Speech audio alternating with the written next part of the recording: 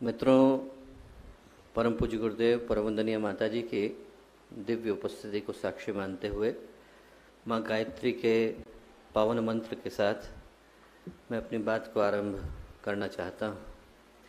माँ गायत्री का ये पवित्र मंत्र, पुनीत मंत्र, पावन मंत्र मानवीय जीवन की गौरव गरिमा के स्मरण का मंत्र है।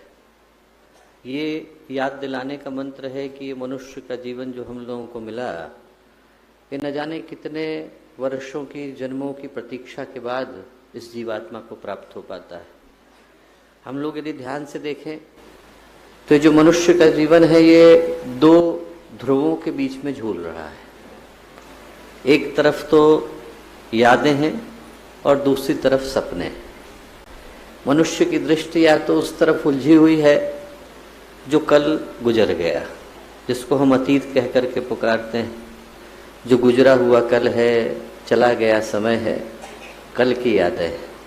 या तो इंसान उधर की तरफ सोचने में व्यस्त है या फिर उसकी दृष्टि उलझी हुई है उस कल की ओर जो अभी आने वाला है। या तो व्यक्ति गुजरे हुए कल को देखते हुए अपने जीवन को गुजार देता है या फिर आने वाले कल की प्रतीक्षा में जीवन को गंवा देता है। और इन दोनों ही तरफ देखने में वो जो आज है, वर्तमान है, जो हमें अभी मिला हुआ है, वो कब रेत की तरह से हाथ से फिसल जाता है, मुट्ठी से चला जाता है, व्यक्ति को बोध हो नहीं पाता है।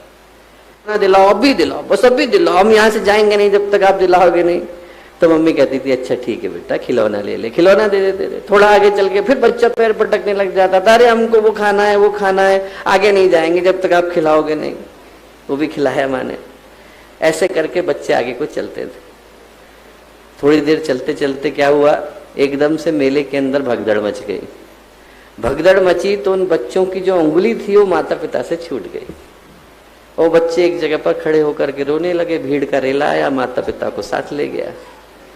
एक जगह पर खड़े होकर के रोते थे तो कहीं से कुछ लोग अच्छे आए, उनने उन बच्चों को गोद में उठा लिया। उठा करके चले, उनके मन को बहलाने लगे। उनको समझ में तो आया कि इनको माता पिता चाहिए। वो बार बार कहते थे मम्मी के पास ले चलो, मम्मी के पास ले चलो। तो कैसे ले चले, दिख तो रहे नहीं। अब उनका मन बहलाने के लिए बोलते थे कि बेटा खिलौने लोगे, तो कहते थे नहीं अब मम्मी चाहिए, बस कुछ खाने को लोगे, नहीं नहीं मम्मी चाहिए, बस मम्मी के अलावा कुछ नहीं चाहिए, बस वही चाहिए और कुछ नहीं चाहिए। ऐसे हर जगह पर लेकर के चलते थे। बहुत देर भटकने के बाद क्या हुआ कि एक जगह पर जैसे ही पहुंचे तो देखा उधर माता पिता खड़े हैं, मम्मी पापा खड़े हैं। जैसे उन बच्चों ने अपने मम्मी पापा को देखा वैसे ही गोद से उतरे और झटक से जाकर के मम्मी पापा के गले लग गए। उनको वो मिल गया जो उनको चाहिए था। अब हम लोग सोचे कि इस संसार के मेले में हम भी भटके हुए बालक हैं। हमारे हाथ से हमारे गुरुदेव की और गायत्री माता की उंगली छूट गई। एक समय था जब संसार लुभाता था, मन में आता था कि खिलौना हमें मिल जाए, मन में आता था ये कुछ खाने को मिल जाए, और उसको पाने की दौड़ में वो उंगली हमारे हाथ से छूट गई। अब समझ में आया है कि उस उंगली के अलावा और कुछ चाहिए नहीं, बस वो मिल जाए तो जीवन में सब कुछ मिल जाता है। न ये संसार चाहिए, न यहाँ की कोई चीज चाहिए। जो दिलाया है भगवान वो ले ले, पर गुरुदेव का साथ दोबारा से पकड़ा दे। हम लोग प्रार्थना यही करते हैं कि भगवान हमें वो समर्पण दे कि गुरुदेव के अलावा, गायत्री माता के अलावा, माता जी के अलावा और कुछ न मिले। मिले जो मिला वो छिन जाए, पर बदले में गुरुदेव और गायत्री माता का साथ मिल जाए। गुरु पूर्णिमा पर यही भाव, यही पुकार हम हृदय से करते हैं कि भगवान इस संसार के मेले में बिछुड़ गए और उन गुरु सत्ता का साथ मिले जिनकी उंगली को पकड़ करके हम लोग इस धरती पर आए, और वो साथ सदा बरकरार रहे। इस भाव के साथ हम लोग माँ गायत्री से, गुरुदेव से, माता जी से प्रार्थना करते हैं कि जीवन अनवरत उसी दिशा में बढ़े।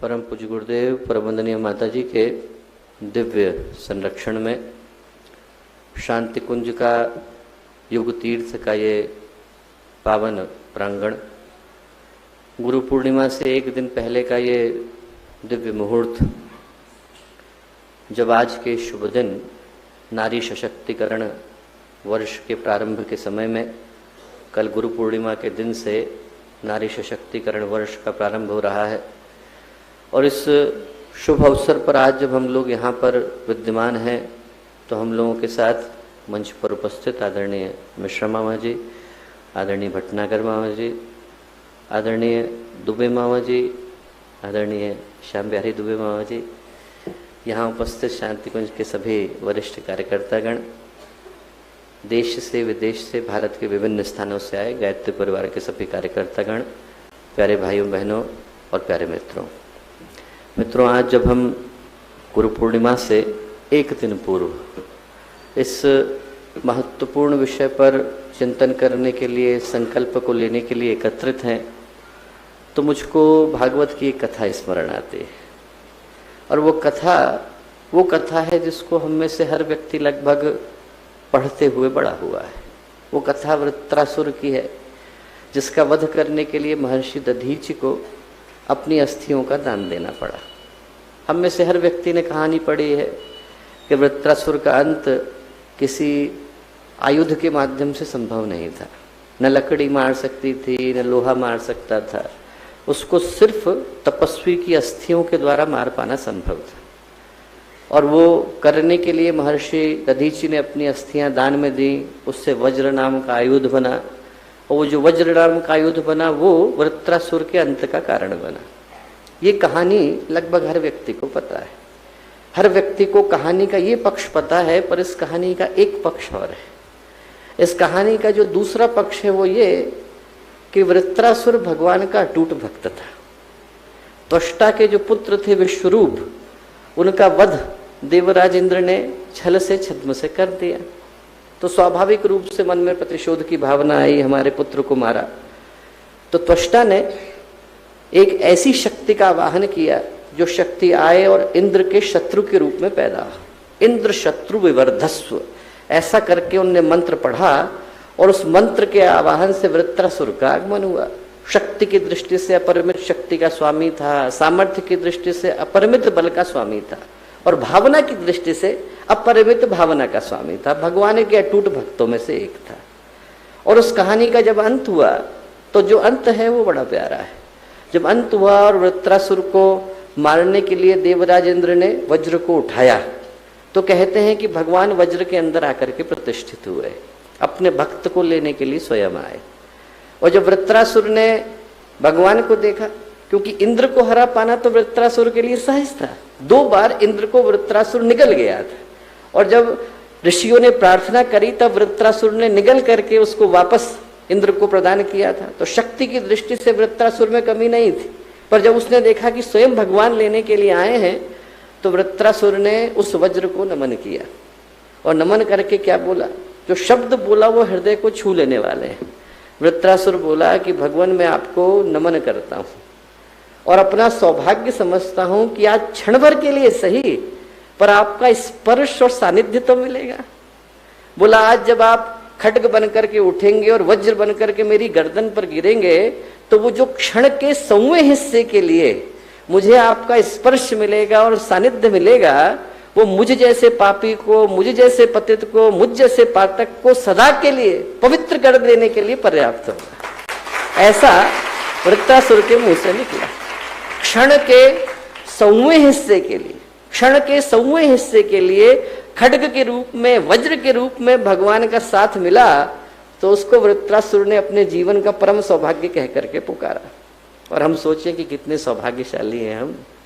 स्वयं भगवान का साथ हम लोगों को साक्षात रूप में, अनुग्रह के रूप में, कृपा के रूप में, आशीर्वाद के रूप में इतने ज्यादा वर्षों तक मिला। कितने सौभाग्यशाली हैं हम। कितनी सौभाग्यशाली है भारत की भूमि, जहां पर पूज्य गुरुदेव के स्तर की, वंदनीय माता जी के स्तर की आत्माएं, ईश्वरीय आत्माएं हर उन क्षणों में आती है जब मानवता अपने को विवश और असहाय पाती है।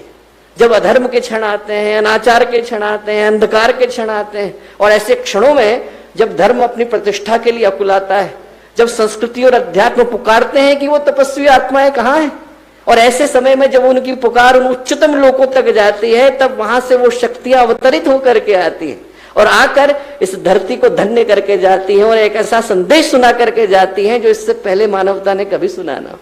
और वैसा संदेश पूज्य गुरुदेव वंदनीय माता जी इस बार भी आए और सुना करके गए। चाहे वो संदेश युग निर्माण का उद्घोष हो, चाहे उस संदेश को हम विचार क्रांति अभियान कह करके पुकारें, चाहे उस संदेश को हम लोग सत्युग की वापसी का संदेश माने, और चाहे उस संदेश को हम लोग मनुष्य के अंदर छुपे हुए देवत्व के जागरण का संदेश माने, उनमें से एक भी संदेश ऐसा नहीं है जो इससे पहले इस धरती पर पहले गूंज चुका। उनमें से प्रत्येक संदेश नया है, प्रत्येक संदेश नूतन है, प्रत्येक संदेश अभिनव है, और प्रत्येक संदेश एक नई संकल्पना के साथ आया है। और जब गुरु पूर्णिमा का पर्व आता है तो हमें उस संदेश को स्मरण कराने के लिए आता है कि हम लोग ध्यान से सोचें, अपने मन की गहराइयों में, ध्यान की गहराइयों में, ज्ञान की गहराइयों में जाकर सुबह के जप के मध्य में, प्रखर प्रज्ञा के प्रांगण के अंदर, अखंड दीपक के सामने, गुरुदेव के कक्ष के अंदर अपने आप से पूछें कि गुरुदेव के उस संदेश को पहुंचाने के लिए जन जन तक हमारे माध्यम से क्या हो पा रहा है। आज का दिन वही स्मरण कराने के लिए आया। गुरुदेव ने जब अखंड ज्योति को लिखना आरंभ किया तो कहा, संदेश नहीं मैं स्वर्ग लोक का लाई, इस भूतल को ही स्वर्ग बनाने आई। मैं मात्र संदेश को लेकर के नहीं आई, इस धरती को ही स्वर्ग बनाने के लिए आई। और जब हम इस धरती को स्वर्ग बनाने की संकल्पना को मूर्त रूप देने के लिए आगे बढ़ते हैं तो उसमें एक महत्वपूर्ण अध्याय आकर के जुड़ जाता है। वो जो महत्वपूर्ण अध्याय है वो नारी जागरण का और नारी सशक्तिकरण का जुड़ जाता है। ये जो वर्ष है वो उसी अध्याय को, उसी भाव को, उसी संकल्पना को, उसी संकल्प को लेकर के आया है। और जब हम उस संकल्प के महत्व को समझने की कोशिश करते हैं कि आखिर उसकी आवश्यकता क्यों है, तो वो जानने के लिए आदमी के मन में इतनी स्ट्रेस, इतनी टेंशन, इतनी परेशानियां आ गई, छोटे छोटे बच्चे के मन में आ गई कि एक आदमी यदि हंसता मुस्कुराता सड़क पर निकल जाए तो उसको देख करके 20 लोगों को टेंशन हो जाती है कि भले आदमी को मिल क्या गया है जो हमें नहीं मिला है। एक एक व्यक्ति के मन में इतनी टेंशन है। आदमी को कुबेर का खजाना भी दे दीजिए तो उसके अंदर की जो अतृप्ति है, उसके अंदर का जो अभाव है, उसके अंदर का जो असंतोष है, उसे दुनिया में कहीं चैन से बैठने नहीं देते। कोई आगे निकलता देखता है तो उसका पैर घसीटता है, और कोई पीछे रह गया तो उसको दबाने की कोशिश करता है। जिंदगी ऐसी दौड़ में बदल गई है जहां पर आदमी न सुख से रहना चाहता है और न किसी को सुख से देख सकता है। अंदर से व्यक्ति खोखला बैठा है, चिंतन की दृष्टि से कंगाल है, भावनाओं की दृष्टि से शून्य है, और व्यक्तित्व की दृष्टि से दिवालिया है। और ऐसे में लोग समाज में सुख और विलासिता के अंबार लगा करके सोचते हैं कि हमें सब कुछ मिल गया। अरे मिला कहाँ, सब कुछ तो बिछुड़ गया। आदमी के पास जो था वो तो चला गया। मन की शांति नहीं है, दिल का सुकून नहीं है, चेहरे की मुस्कुराहट नहीं है, जीवन की स्पष्टता नहीं है। जो मिल गया उसका व्यक्ति करेगा क्या? सिर्फ युग बदल गए, अध्याय बदल गए, पात्र बदल गए, पागलपन नहीं बदला है, वो यथावत। दुर्योधन के समय में भी वही था, रावण के समय में भी वही था, और सिकंदर के समय में भी वही था जो आज के समय में घटता नजर आता है। वही चीजें हैं, सिर्फ उनके नाम बदल जाते हैं। किसी को लगता है कि धरती पर कब्जा करें, किसी को लगता है मंगल ग्रह पर करें, पर आदमी के उद्देश्य यथावत है। वही आदमी के मन की बातें हैं, वही मन की भावनाएं हैं, और वही मन की दौड़ है। और इन समस्याओं के यदि हम तह में जाएं, हम लोग यदि गंभीरता के साथ इसकी समीक्षा करके देखें, मूल्यांकन करके देखें, आकलन करके देखें, सभी लोग तो गंभीर चिंतन वाले यहाँ पर विद्यमान हैं। हम सोच करके देखें कि ये चीजें शुरू कहाँ से होती हैं, इन समस्याओं की जड़ें कहाँ हैं। इन समस्याओं की जड़ें जो हैं वो मनुष्य के चिंतन के अंदर आई संकीर्णता से। आदमी संवेदनाओं की दृष्टि से संकीर्ण हो गया, मन की दृष्टि से छोटा हो गया। आदमी की दृष्टि में बस इतना आ गया कि मेरी इच्छा पूरी होनी चाहिए, मेरी कामना, मेरा स्वार्थ, मेरा अहंकार, मेरा लोभ, मेरा लालच, ये सर्वोपरि है। बाकी की दुनिया चाहे कहीं को भी जाए, मेरी इच्छा भी पूरी हो जाए, इसी वक्त हो जाए, दूसरे का गला घोंट करके हो जाए, किसी भी कीमत पर हो जाए। ये जब आदमी के मन का मंत्र बन गया तो ऐसा व्यक्ति दूसरे को देखेगा तो उससे कुछ न कुछ छीनने की कोशिश करेगा।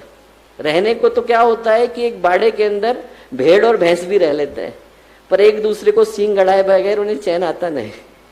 आज मानवता का यही हश्र हो गया है।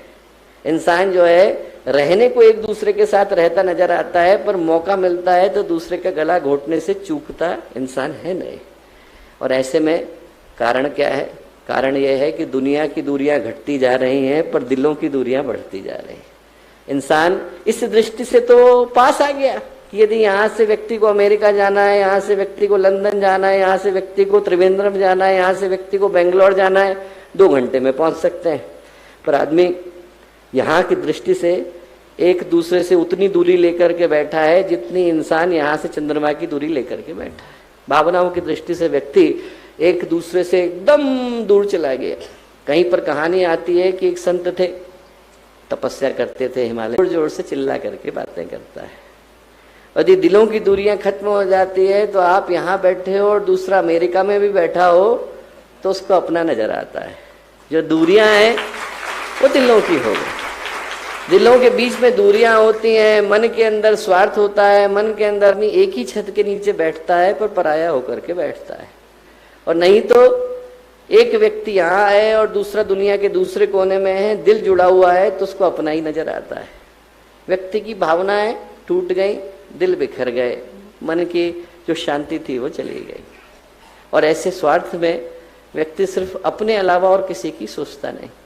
एक कहानी आती थी, बड़ी प्यारी कहानी आती थी कि एक व्यक्ति था गांव में, बड़ा स्वार्थी था। हर व्यक्ति को पता था कि बड़ा स्वार्थी। एक दिन आ रहा था, आते आते क्या हुआ कि उसकी जेब में 30 स्वर्ण मुद्राएं थी। वो जो थैला था वो गलती से जेब में से निकला और कहीं पर गिर गया। घर आया तो देखा जेब टटोली, पैसे है नहीं। बड़ा दुखी हुआ, कहाँ गया। उसके पड़ोस में एक व्यक्ति रहता था, उसने पड़ोसी से जाकर के कहा कि साहब ऐसी ऐसी घटना घट गई। वो भला व्यक्ति था, उसने कहा चिंता की बात नहीं है, तुम्हारा सामान है तो कहीं ना कहीं से मिल ही जाएगा। संयोग की बात कि उस पड़ोसी की जो लड़की थी वो बाजार से लौट रही थी। उसने एक जगह मोड़ पर देखा कि घास के अंदर थैला पड़ा हुआ है। थैला लेकर के वो आई, पिता को दिया। उस जमाने में 30 स्वर्ण मुद्रा बड़ी मुद्रा थी, 3 करोड़ के बराबर थी। पिता ने कहा कि अपना पैसा नहीं है बेटा, लौटा करके आ जा, ये उनका है, जो पड़ोसी है उनको दे दे। वो गई देने के लिए। वो जो स्वार्थी व्यक्ति था उसने सारी मुद्राएं गिनी, 30 की 30। बोले अरे इसमें तो 40 थी, बाकी की 10 कहाँ गई। अब लड़की बोली मैं कहाँ से लाऊं, इसमें तो 30 ही थी, जितनी थी ला करके दे दी। बहस होने लग गई। बात बढ़ते बढ़ते कहाँ पहुंची, मंत्री के पास। मंत्री ने पता कराया तो पता चला कि आदमी क्या है, स्वार्थी। जो समस्या है वो कहाँ से निकली है, इसके मन से निकली है। और उन्होंने ये भी सोचा मंत्री ने कि भाई यदि ये लोग स्वार्थी होते, जो दूसरे लोग हैं, तो सारी 30 की 30 रख लेते, इनको लौटाने की क्या जरूरत थी। बोले यदि ये छुपाई लेते तो कौन जानने वाला था। बोले ये लोग तो बुरे हैं नहीं। उनने दोनों को बुलाया। बुलाने के बाद उनने कहा कि अच्छा एक बात बताओ लड़की से, तुमको क्या मिला। उनने कहा साहब मुझे थैला पड़ा हुआ मिला इस जगह पर। उसमें कितनी मुद्राएं थी, लड़की से पूछा। लड़की बोली कि 30 मुद्राएं थी। स्वार्थी व्यक्ति से पूछा कि क्यों भाई तुम्हारे थैले में कितनी मुद्राएं थी। बोले 40 मुद्राएं थी। मंत्री बोले इसका मतलब यह है कि जो तुम्हारा थैला खोया है वो दूसरा है और जो इनको मिला है वो दूसरा है। बोले 30 इनको दे दी जाए। और बोले जब तुम्हारा मिलेगा तो तुम्हें दे देंगे, चिंता की बात नहीं, घर में जाके बैठो। अब वो आदमी बोला कि नहीं नहीं साहब हमारी वाली थी, हमारी वाली लौटा दी जाए, वो तुम्हें गलती हो गई। तो मंत्री बोला गलती नहीं हुई बेटा, अब तुम्हें थैलियां नहीं मिलेंगी, अब तुम्हें हथकड़ी मिलेगी। बोले जो है वो मन के स्वार्थ का नतीजा है। तो इंसान के अंदर स्वार्थ आ जाता है तो उसको हर जगह पर यही दिखाई पड़ता है। और इन घटनाओं को साझा करने के पीछे का उद्देश्य क्या है। इन घटनाओं को साझा करने के पीछे का उद्देश्य एक ही है दोस्तों, कि ये जितनी समस्याएं हैं जो आज समाज में, चाहे व्यक्ति अपने जीवन के उद्देश्य को भूल के बैठा है, चाहे वो समस्याएं भावनात्मक हैं, चाहे वो समस्याएं सामाजिक हैं, चाहे वो समस्याएं पारिवारिक, चाहे वो समस्याएं सांस्कृतिक हैं, और चाहे वो समस्याएं आध्यात्मिक हैं, इन सब के मूल में कारण एक ही है कि व्यक्ति संवेदनाओं की दृष्टि से संकीर्ण होकर के बैठा है। तो यदि संवेदनाओं के संकीर्ण होने से समस्याएं जन्म लेती हैं तो संवेदनाओं के जागरण से उनका समाधान भी संभव है। यदि व्यक्ति के दिल के जख्म भर दिए जाएं तो शैतान संत बन जाता है कि नहीं बन जाता। अंगुलीमाल को भगवान बुद्ध का प्यार मिला तो भिक्षु बन गया कि नहीं बन गया। चंड कौशिक सांप के ऊपर भगवान महावीर ने हाथ फेरा तो हमेशा के लिए अहिंसक हो गया कि नहीं हो गया। जब अजामिल को बालक के प्यार ने तड़पाया तो वो तर गया कि नहीं तर गया। जब विश्वामित्र वशिष्ठ के 100 पुत्रों को मारने के बाद उनके पास दोबारा पहुंचे और वशिष्ठ ने उनको गले लगाया और कहा कि आप महर्षि बनने के लायक हैं, तो विश्वामित्र की आंखों से जो आंसू गिरे उनको ऋषि बना दिया कि नहीं बना दिया। बना पाना संभव है। यदि इंसान के दिल के जख्मों को भर दिया जाए तो वही शैतान, वही भटका हुआ व्यक्ति फिर से एक नया इंसान बन जाता है। यदि हमसे कोई पूछे कि गुरुदेव का युग निर्माण क्या है, तो गुरुदेव का युग निर्माण मनुष्य की भावनाओं का निर्माण है। मनुष्य की भावनाएं नहीं हो जाए, उसकी संवेदनाएं नहीं हो जाए, उसका चिंतन नया हो जाए, उसकी सोच नहीं हो जाए, उसका व्यक्तित्व नया हो जाए, उसका आचरण नया हो जाए, तो ये दूरी की पूरी दुनिया उसके लिए नहीं हो जाती है। इंसान की भावनाएं जाग जाती हैं तो इस विश्व का नव निर्माण कर पाना संभव है।